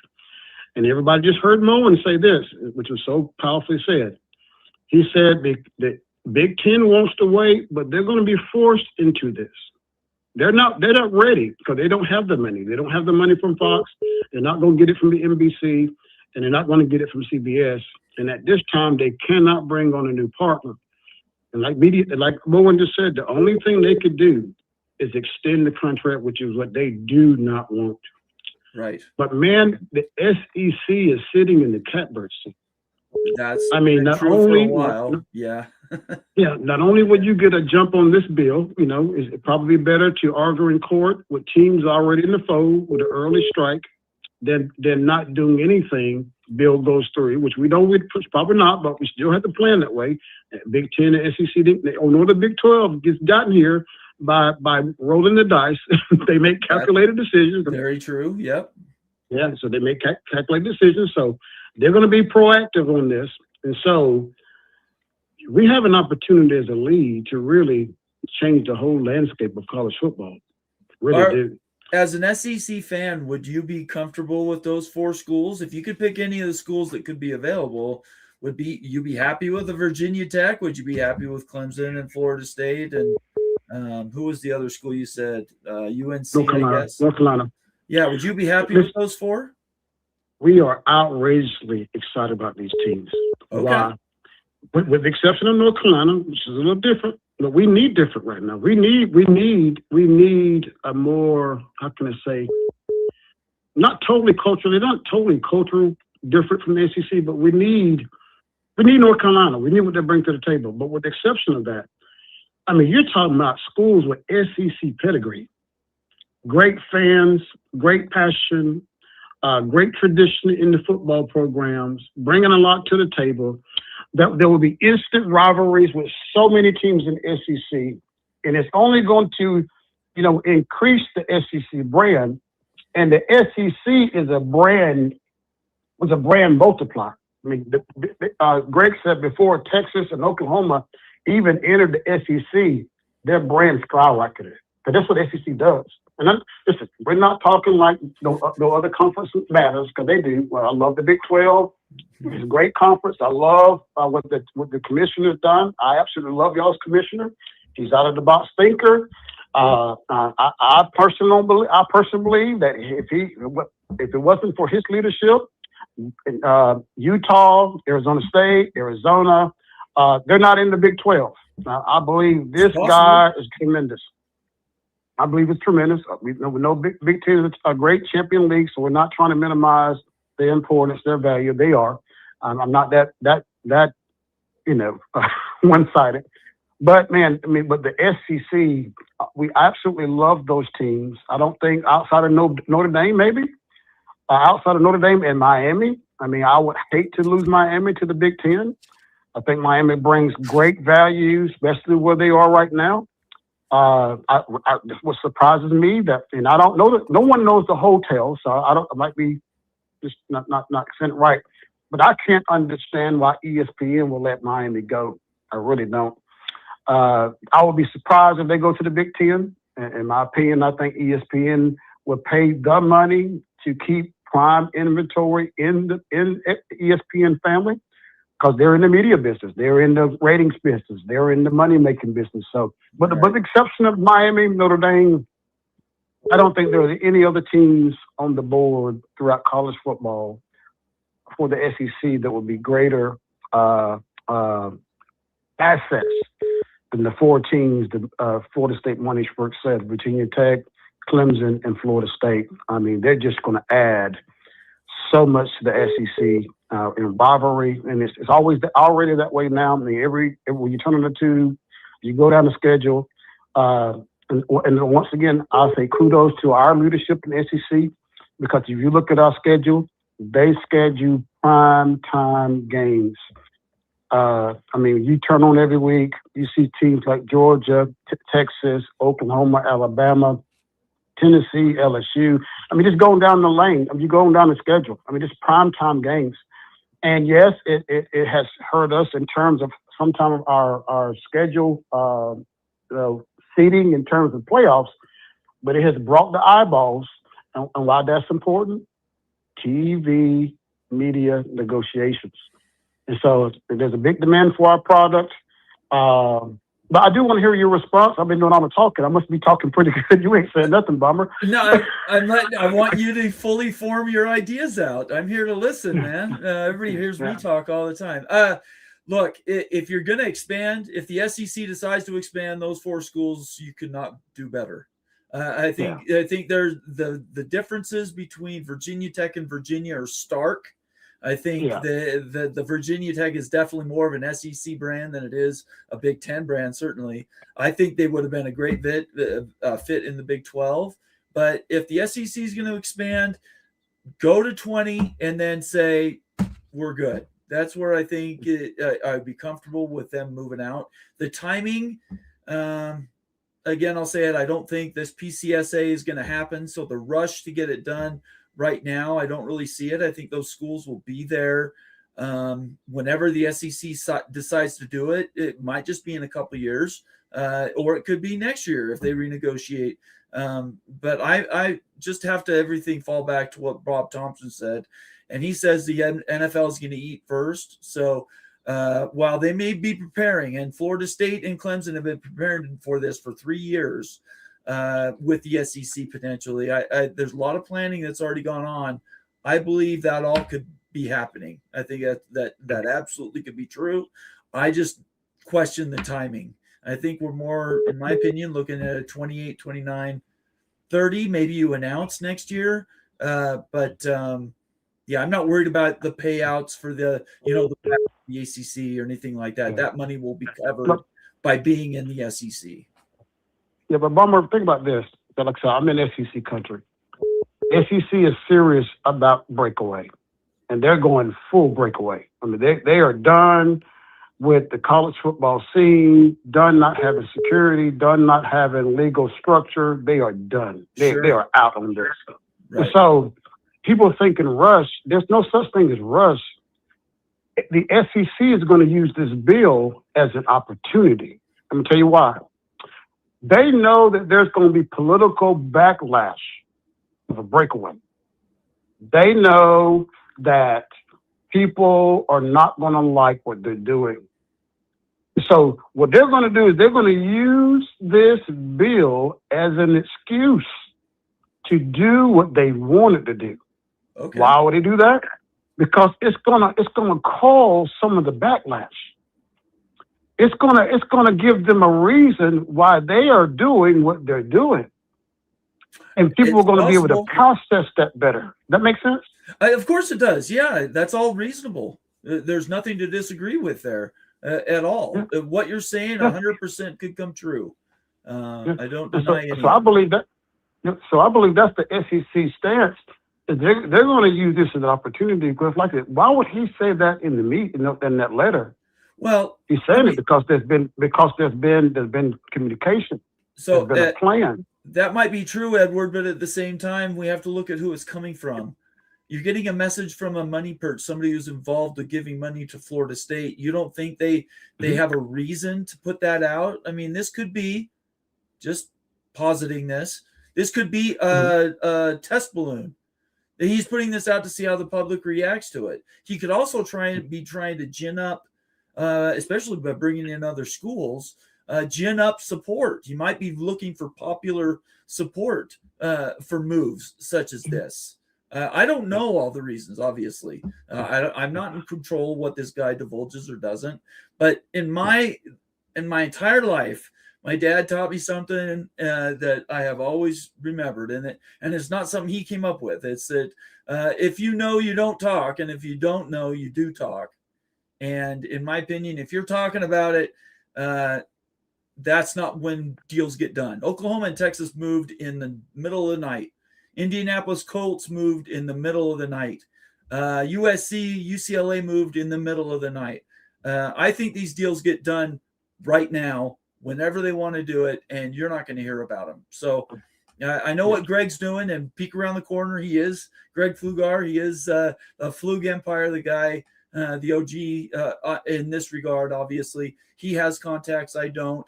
But I just question anytime. Look, everybody needs to learn with what happened to the Pac-12. What did we hear with the Pac-12? I started my channel, and the very first thing I said is Utah, Arizona State, they are never, ever, ever staying in the Pac-12 conference. Washington, Oregon, never going to be left alone by UCLA and USC. And all those things were true because there was no way they were going to negotiate something that would put them in a negative. And who did we hear from that entire time? We heard from Arizona, who ended up probably getting a good addition to the Big 12, but they didn't put themselves in a good position to be successful. Arizona State. And then you heard a ton from Washington State. You heard a ton from Washington. You heard from San Diego State, which wasn't even in the conference. You heard from SMU. When you're hearing from those schools that are trying to get into a conference that everybody knows now is dying, it tells you maybe we ought to be paying attention. John Canzano and John Wilner putting out all this misinformation that they were given. Why were all those leaks given to them? So that they could put out all this misinformation to try to propose or keep things together, something that was dying. It was already dying by the time those things started happening. They were never going to do an Apple deal. That was all smoke and mirrors. So I love the passion with what you're saying, and I love SEC teams, but I don't obviously have a SEC brand on my hat. So I'm going to trust what you're saying and what you're hearing. I believe that you have an intuition and how things ESPN and SEC may do. I just caution everybody, just learn from the Pac-12. If you're hearing a lot of people talking about stuff that's going to be happening and just wait, it'll happen tomorrow, those are people I would learn to avoid. So yeah. I guess we'll find out. I guess the one thing that's different, Bomber, in this situation than all the people you mentioned by name is that this Florida State money perk has been money. Okay, well, that's said in the great. past. Okay. He has been money. He has not put out things, and he doesn't put out things all the time. Okay. But when he puts out things, according to Greg Flugar, and what I've seen, when Greg said the guy said something, it has come to pass. Okay. Not one occasion, but several occasions. So that's why, like I said, we all can be wrong. Could be just talking about something that ain't even that important. Right. But I think I love about you, like what's it? I love your passion. You keep grinding. I'm gonna get off the phone so somebody else can get on here. Thank you so keep much. Up with it, man. I appreciate you. Thank you. Edward the Auburn Tiger calling in, keeping this going. That was a fantastic call. I know a lot of people find it hard sometimes to follow people's train of thought. But sometimes it takes a few minutes to let them get their fully formed ideas out because you can't say everything in 2 sentences, even if I think maybe we should try. It's hard. I did, in the middle of all that, I received a gift, not a gift of membership, but a super chat from Evil Badger, Ryan Willie, $5 super chat. Also, Ryan has been an OG member of the College Football Mafia family since the very first year, and we've been going a few years now. Sorry, Edward, value as value. Yeah, I don't. Call from Evil Badger.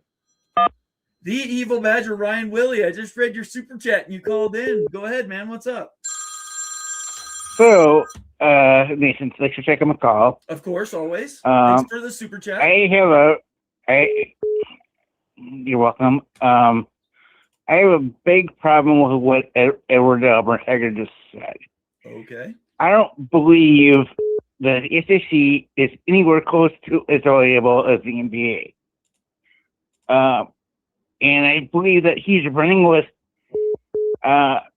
information that, like you said, people are putting test balloons out there to see what will fly and what won't fly. He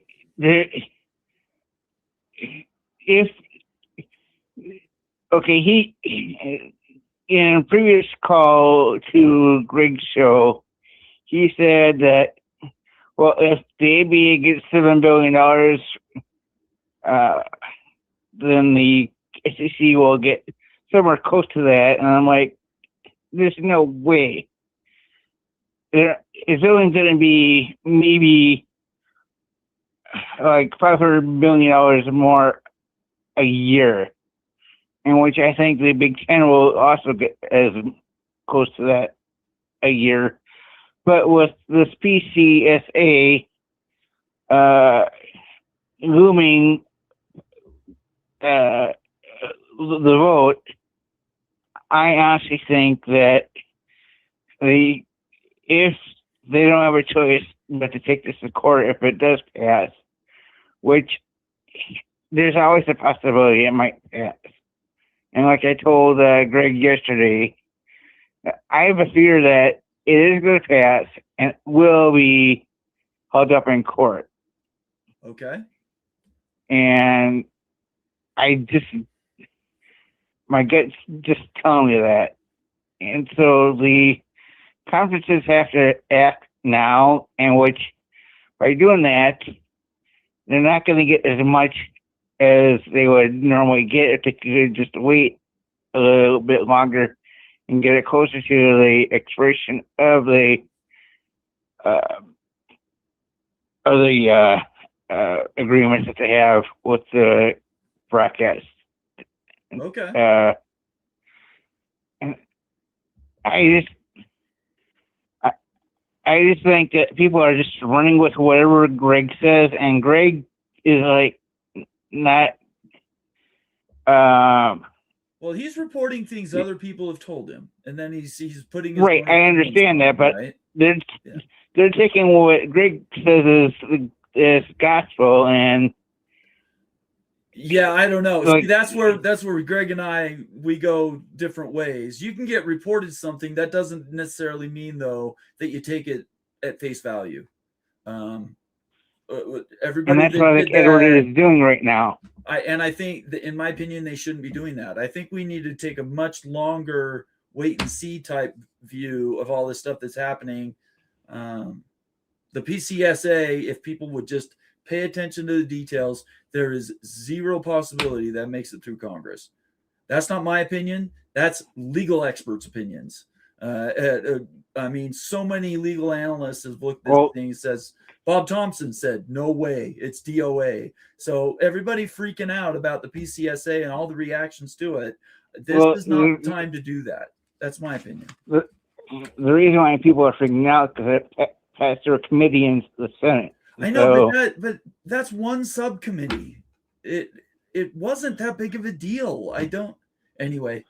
It's an emotional issue. I'm not telling you not to feel the way you do, Ryan. I apologize. I'm trying to explain why, to me, it's a little more black and white, but I understand what you're saying, and I get it. And I understand your thinking, too. Compared to you and Edward the Auburn Tiger, I understand the difference. It makes sense what you guys are both saying, and you're representing your conferences very well. You're representing what the Big Ten's best interests are, and he's doing the same thing for the SEC.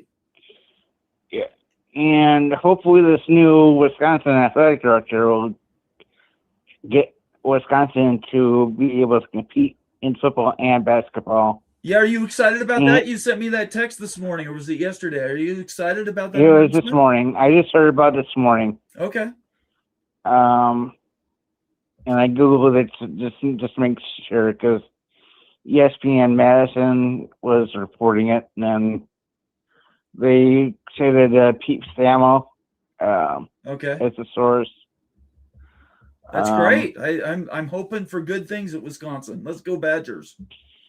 Now, if they could only bring the baseball program back, but I don't think that'll ever happen. Hey, just go out and win in football and basketball, and you'll be fine. Anyway, I appreciate turning. All right. Thanks for calling. Another year old. Yeah, thank you. I also turn another year older tomorrow. So what are you, like 25, 26? 54. 54? Once you get past 40, it's all downhill. I'm just warning everybody. 54. Congratulations. Happy birthday, Ryan. Yeah, Ryan Willie, happy birthday. I didn't know that. Nobody told me, so I'm so glad to hear you're another year older, 54, and you've got a new chair coming, and we're ready to celebrate that as well. All right. Well, thanks for taking my call. Always. Thank you so much, Ryan. We'll talk to you later. All right. Bye. He is the Ryan Willie, representing the University of Wisconsin in the Big Ten Conference. Let's get that right. Let's see if I can I'm going to do some clauses for everybody. I'm hiring a producer. If anybody wants to help, send me a DM on Twitter and let's talk. I need a producer. Call from Caden the Diesel Freak. Caden the Diesel Freak. Thanks so much for calling in tonight. What's up, Nathan? How you doing, my friend? We seem to be doing okay tonight. Well, with all this consolidation of college football and the reformation and the realignment, I mean, I'm going to be honest with you, Nathan, and I've said this before a dozen times. And with the news I brought a few months ago with the SEC and the ACC, with North Carolina State, Virginia Tech, and Clemson and Florida State going to the SEC. Okay. That, however, should happen. I mean, that's like SEC like area. However, Virginia, Penn State, Pitt, Duke, and Notre Dame, and West Virginia should go to the Big Ten if they're going to make it into a 20-team like playoff or 20-team realignment reconsolidation. Because I'm like, there's at least an idea for the SEC in the Big Ten. And like I said, earlier, about a second ago, the Big Ten, Pitt, Duke, Notre Dame, Virginia, and West Virginia. Okay. And then obviously with the SEC, they get Florida State, Clemson, both NC State, and Virginia Tech. That's 5 each. And it's like, okay. I was like, why can't y'all just go with that? It's like, it's simple. You guys are talking too much bullcrap of money, and then it goes downhill, then y'all start arguing again, and then it's like, you gotta be kidding me. I look, I get what you're saying. I understand. Everybody likes round numbers. They like groupings, so you go things divisible by 3, divisible by 4, divisible by 5. You do region scheduling. You do conferences and divisions. There's all kinds of ways that you can look at all these things. But at the end of the day, what's it all come down to? It comes down to the value of what you're watching, right? Well, it's also, the SEC and the Big Ten's wallet that's also talking, because they want to gain more views than everybody else, like the Big East, the Big 12, no disrespect to the Big 12. I respect the Big 12, however. You do, very well. But you know what? If they do, here's one thing they should do. Bring back in-state rivals. Pitt, Penn State. let Ohio State play West Virginia on the road, or, West Virginia, Ohio State in the horseshoe, Duke, Ohio State, Pitt, Ohio State, Georgia, NC State versus SC State, like North Carolina, South Carolina, Clemson, I can't think of who, or like Coastal Carolina, Clemson, Florida State, and Florida. I mean, there's at least some benefit to it for the SEC, and then obviously the Big Ten. The Big Ten finally relives an old school rivalry in Pitt, Penn State, who've been in-state rivals and beating the crap out of each other since the 40s. And quite frankly, yeah, rivalries are great. They're the disparate valuations of the programs that you're describing, though, are really I don't know a way to square the circle with Pitt, Penn State. I don't know how to square the circle with Oklahoma State, Oklahoma. Both those brands are fantastic in their rivalries, right? They're more valuable together. But then you take the rest of everything else that's attached to them, and you're like, oh, all of a sudden now the valuations are way different because of the conferences they're in. So right, it's not great. I hate all of it. By the way, I agree with you. But here's my thing about the Pitt Penn State rivalry. Those two programs do not like each other, and haven't liked each other since both of them played their first rivalry series until the 1990s, when both of them discontinued that rivalry due to fans breaking down walls, all heck breaking loose, and then old school football means more violence, but that's just old school football. And that's when people never heard of Pitt Penn State, and that's why nobody ever saw Pitt Penn State for the last 30 something years. So I would love to see Pitt Penn State finally, like Texas A&M. Like, that was just wow. And rivalries are great, for sure. And quite frankly, it's like college football doesn't want to relive some of those rivalries because they were either too physical or they just were just too all hectic. Then you got state patrol troopers come down, and then fights are starting to break between both fan bases. Okay, that's the beauty of rivalry games. Like, that's the beauty of it. I don't disagree with you. I agree. Yeah, like everybody from between Ohio State and Michigan don't like each other. I mean, everybody knows Ohio State and Michigan. We don't like each other. We will beat the crap out of each other any day of the week. Yeah. If only you could play a rivalry game every week. Auburn, Alabama. I mean, you don't get much better. Let me see. The backyard brawl, Pitt, West Virginia. They're only 75 miles away, but they'll go to each other's houses and beat the crap out of each other. Yes, they do. So there's my thing. Okay. And the funny thing is, and somebody needs to talk to the both commissioners of both conferences, because it needs to happen. And I would dang sure tune in to Pitt Penn State personally. Okay. Now that could just be me, or I could sound like an idiot. I don't know. You're doing fine. I Someone could tell me otherwise. No, I wouldn't do that. I'm going to let you go, Caden. We've gone a little bit long tonight, so I appreciate you calling in, though. Thank you very much. Yeah, no problem, Nathan. And a quick remander to everybody who's watching, make sure you subscribe to the College Football Mafia on YouTube. Make sure to follow everybody on social media, not including myself. I'm not a part of the YouTube channel. I just advertise for these guys. But subscribe, click like, follow, become a YouTube member of the College Football Mafia. It is very reasonable. I'm a member myself. Been a member for over 8 months, technically, but I had to cancel my subscription because of some issues that took priority. But I'm back, and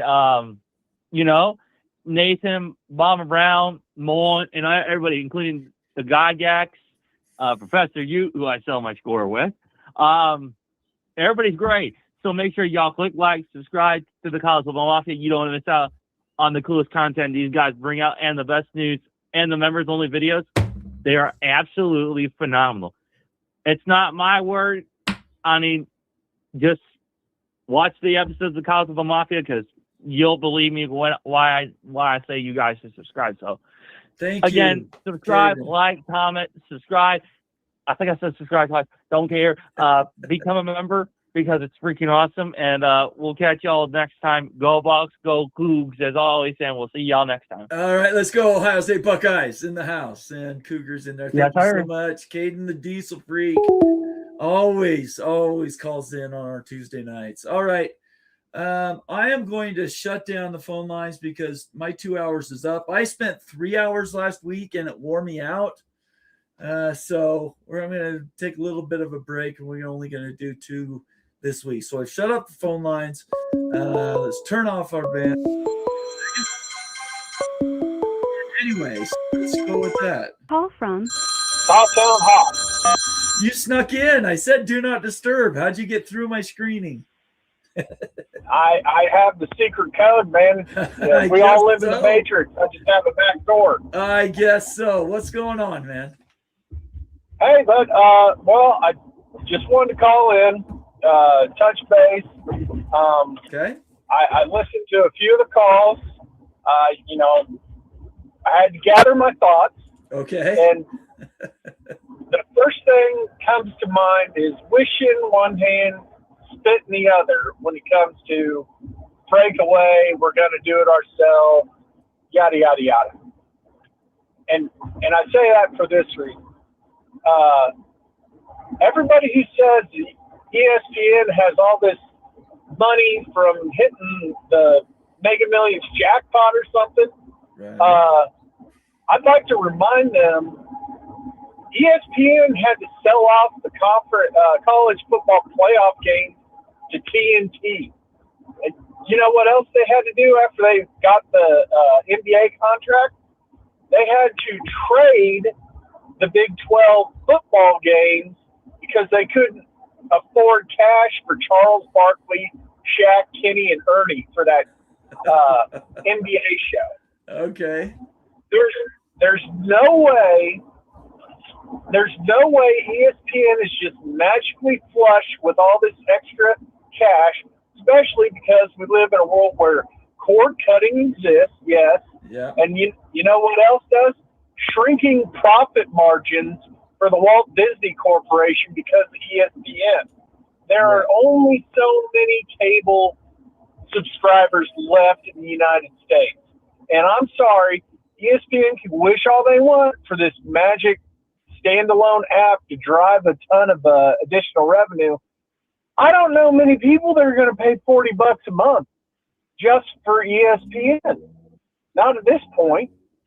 I mean, why do that when you can get, as part of a package, you can get a bunch of channels over at YouTube TV for $70 a month? I mean, just doesn't make sense. So, I'm sorry, ESPN cannot afford. If anything, I think, along with the Comcast deal where we're talking about having to rehash contracts, watch out when Walt Disney winds up spinning ESPN off and selling them out. They're going to have to redo contracts with the SEC. Absolutely. Yeah. Have you seen what's been going on with Walt Disney right now? Didn't they just can basically everybody who's worth a darn over at Marvel just the other day? They said they fired 1,000 people who work on animation. Yeah, the AI is replacing a lot of those creators. It's unfortunate, but I get what you're saying.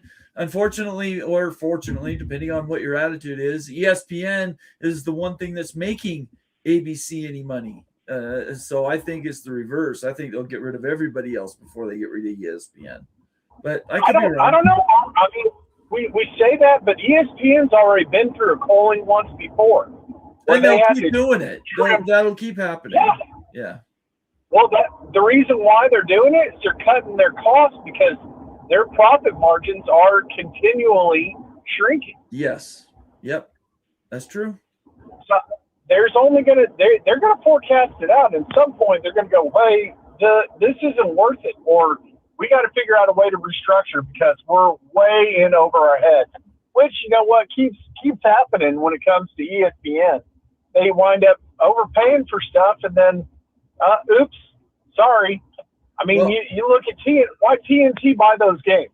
Do they overpay for them? No. No, they did. No. They bought them because ESPN couldn't had a cash flow situation. Well, they also had NFL games and other things that were up against it. I would maybe temper what you're saying is absolutely, it could happen. That is a future that is not to say impossible. I would just think that we're going to probably be somewhere in the middle. The SEC could have had this plan with Florida State and Clemson all this time. Let's assume everything that Edward said comes true. That doesn't mean they're getting paid $100 million. Right. You could do reduced shares at, let's say, 50 million for many years, and Florida State and Clemson and North Carolina and Virginia Tech would take that in a heartbeat. That lower amount would get them in. The thing is their deal, they're not going to lose any money. Auburn's not going to lose any money to subsidize Florida State. Georgia isn't going to subsidize Virginia Tech. So, and this goes for the Big Ten too. Any schools that go in outside of Notre Dame, and you know this because you've been around here a long time, those media values do not add up. They're 50, 60, maybe 65 million, depending on which school you're talking about. That is not enough to pay full freight to get into the Big Ten or the SEC. So you're going to have to come up with money from other places. Is that a streaming partner? Is that half shares or something like that, or extended buy-ins or something? Any of those things is possible. That doesn't mean it's going to happen right away, though. Here, bottom line, the SEC wants to go by themselves. They can go over in the corner and play with themselves like they usually do anyway, and brag about it later on. Good for them. I'm sick of it. I'm absolutely sick of it. I'm sick about talking about it. I'm so fed up with this realignment every day, something popping up on my feed. It's utterly ridiculous. It's killing my interest in this sport. Yeah, I mean, are you guys not burned out on this crap by now? I was burned out last year. I had all my fun with Clemson and Florida State, the ACC lawsuit.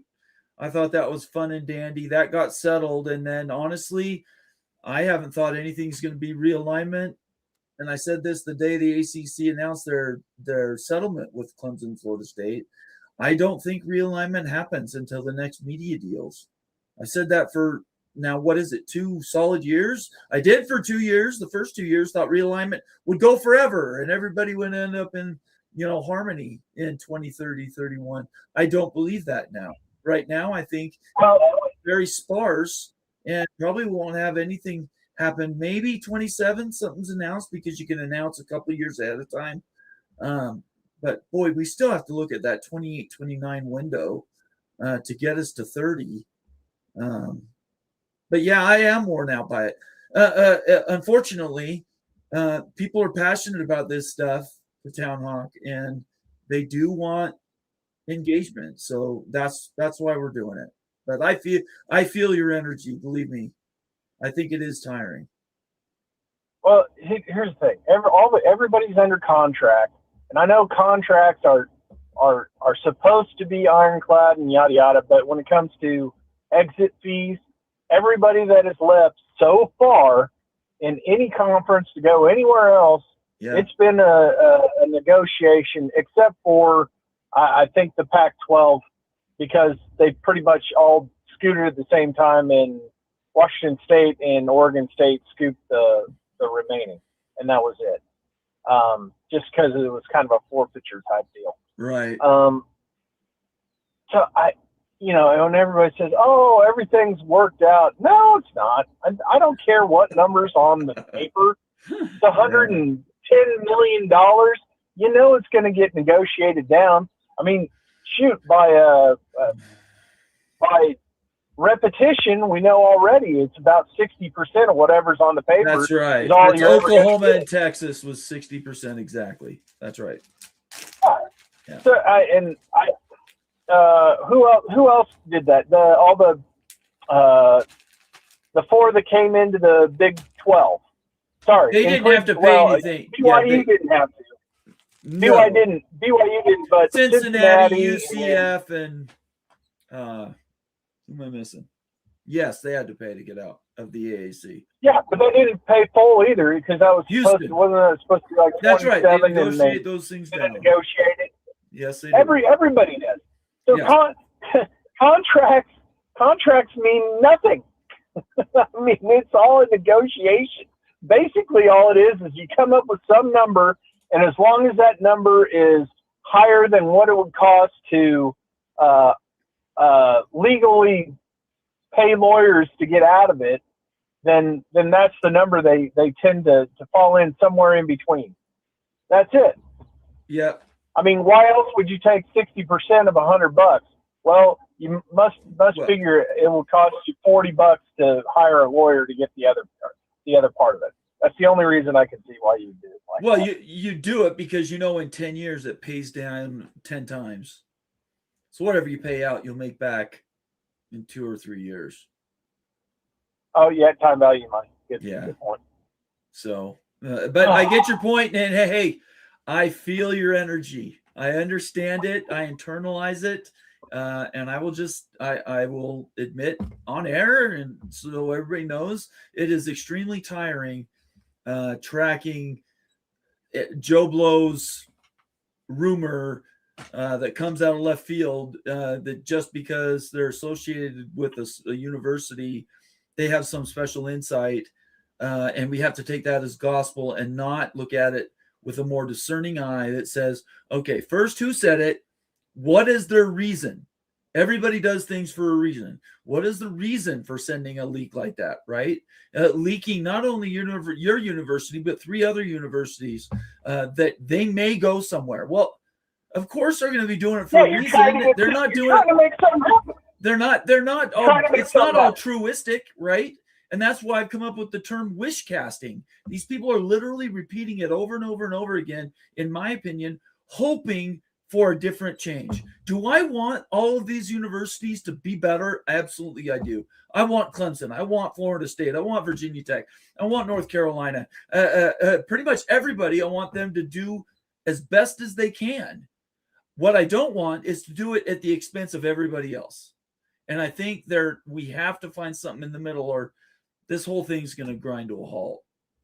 Well, I'll tell you this. The Florida State money perch, he should, instead of floating rumors and then calling Greg and starting stuff, he should take his fanny over to Panama City Beach, sit on that white sand, and cast a line in the sea. Yeah. Try to go catch a red snapper, or go hit a Hooters in your cutoff tank top, and I have don't a know good about time. that. If I was a billionaire, I'd be a billionaire. I'd be a money perch for BYU. I'd do that in a heartbeat because it would make me feel like I'm involved and I'm doing everything I can for my school. I don't blame the guy for doing it. I'm just saying anybody who gets information from somebody like that needs to look at it with a discerning eye and not immediately turn around and run with it. That's not my model. We're doing really well on billionaires running their opinions this last 6 months. Money equals power. Money equals power. All right, to Town Hawk, I gotta let you go. Money equals a megapound. All right. Well, I'll tell you what. I'm out in Truck Stop Conference, and I'm going to pull into Quick Trip and get myself a Dr. Pepper Zero with cherry ad. Okay. And I'm going to enjoy the heck out of it. All right. You guys have a great night. We'll see you later. I'll talk to you later, Bob. All right. He is the Town Hawk. Thank you so much for calling in at the end of the show. I appreciate it. And I want to make sure everybody, I really appreciate this. When I just put it away. Oh, no, that was from before, old dad. You're not slow learner. You've done a good job. No, he did another comment a little bit ago. We got to let me go because it's going to kill me sticking around late helping you guys out. I appreciate everybody watching tonight. Thank you so much. I need to remind everybody, starting tomorrow, our membership we're now flattening out our memberships. We're only going to one pay range, I guess, or whatever. It's $4.99 a month. Everybody's going to be normalized to that. So anybody who has a current membership, look for that in your email, that update. Everybody always gets an email if they want to continue with their membership, and just make sure you check that you upgrade or whatever it is. You will get a rebate if you're on the higher dollar amount. But we want to make sure everybody knows we've normalized to one membership fee, $5 a month. And that starts tomorrow. That's July 1st. And so, we're looking forward to what that's going to do for us. It's going to help us moderate a lot of the stuff that we do around here and keeps us a little more on a budget, because we're trying to do everything we can with the smaller budgets that everybody has to operate with. So thank you so much. I appreciate everybody being here tonight. Thank you guys all for calling in and being a part of the show. Our next show, we have a Thursday night. I believe Wild Ute is going to be releasing the next member video. I think it's about Utah, maybe, and their buyout to potentially leave the Big 12 and what that would be to go to an opportunity like the Big 10. I personally don't think that's going to happen, but Ute's done the homework, and that membership video, I believe, is dropping Thursday afternoon. I apologize. And then the next show you will see live will be us on Friday night, big freaking Friday show at 8 p.m. Eastern time, right here at the College Football Mafia. If you're on X, do us a favor before you leave. First, follow me on Twitter, follow us on Twitter, and then open up a window on your phone and go to YouTube and go to College Football Mafia. We need new members, new subscribers, I should say. It's free. It doesn't cost you anything. Turn on your notifications on X and on YouTube so you know when our shows are around. And last but not least, consider becoming a member of the College Football Mafia family. An easy way to do that is hit the dollar bill next to the comments section or comments box and become a new member. We love these new memberships. We had 10 new memberships tonight. I thank you for those, Moen, and a Bulldog Mississippi, and then a $5 super chat from Ryan Willie, Evil Badger. Appreciate him. And then engage on Twitter. I answer DMs. I've only got like 4 people blocked on Twitter. So feel free to engage with me if you have comments or questions. I'm here to have a combo. That's why I'm doing this on Tuesday nights. And I will see you next week, Tuesday night here, 8 p.m. Eastern time. And we'll do this again. Otherwise, I'll see you Friday night, big freaking Friday, 8 p.m. Eastern. It's the day before July 4th, and everybody celebrate July 4th this week. We should be grateful for the freedoms that we have. And last but not least, I leave every show. If you're watching right now, and I know you are, and you have somebody's face or name jump into your head in the next few days or happen today, send them a note, drop them a line, send them a text, let them know you're thinking about them. You could save a life, and I mean that quite literally. The depression out in the world right now is horrible. It's real. We live in a kind of a yucky place at times.